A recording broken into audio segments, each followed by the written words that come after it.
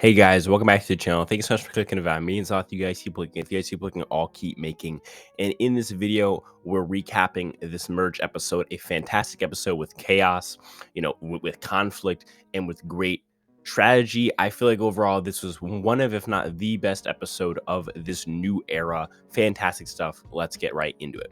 If you haven't already, like, share, subscribe, do all that good stuff because it's free, it's easy, and it really helps the channel out.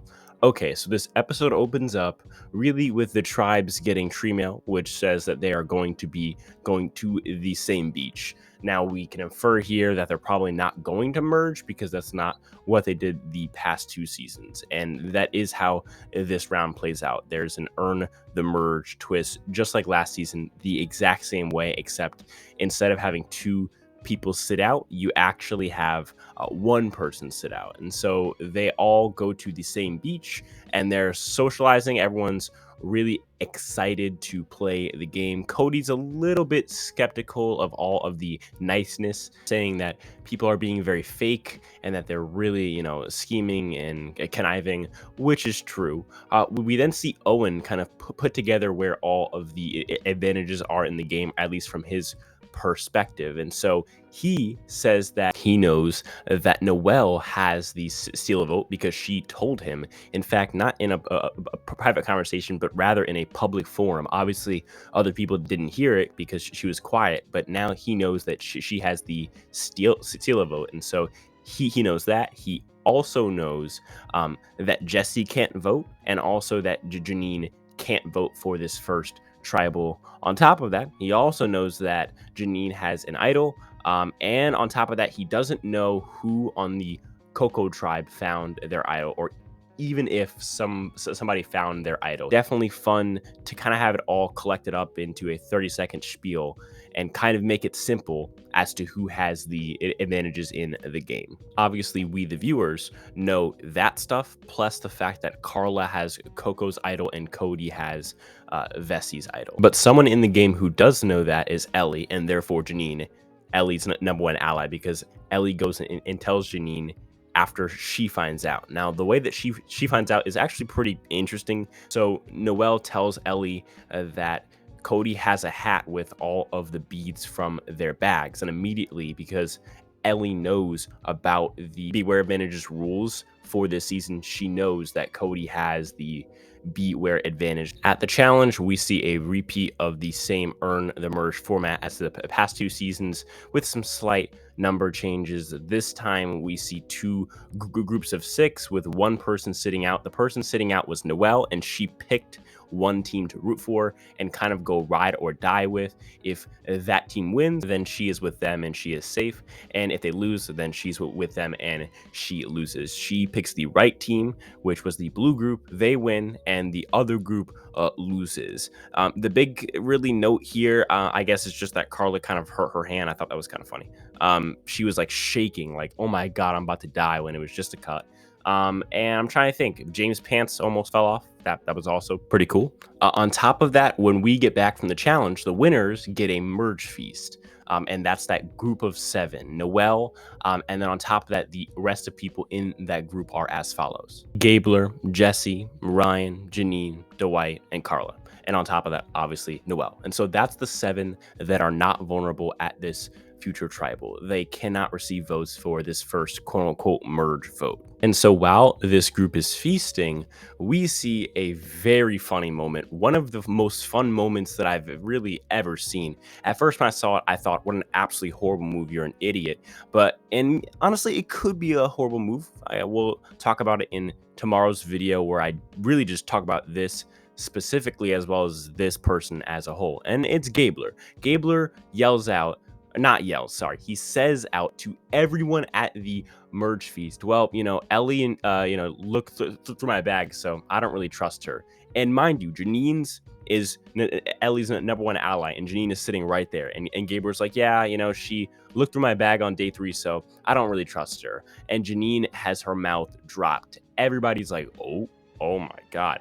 Carla says she just sipped her beer because it was just like, whoa, huge bombshell dropped, and this will start the end of Ellie's game, and will kind of start up the engine for the Ellie blindside. That will happen later in this episode. Now, back at camp, while this is happening, Ellie's kind of proving Gabler's point here. Now she thinks she's obviously playing a fantastic game, but she's not. Just to remind you, the 6 that are back at camp who lost at the challenge and who are vulnerable at this next vote are as follows: Cassidy, Ellie, Sammy, Cody, James, and Owen.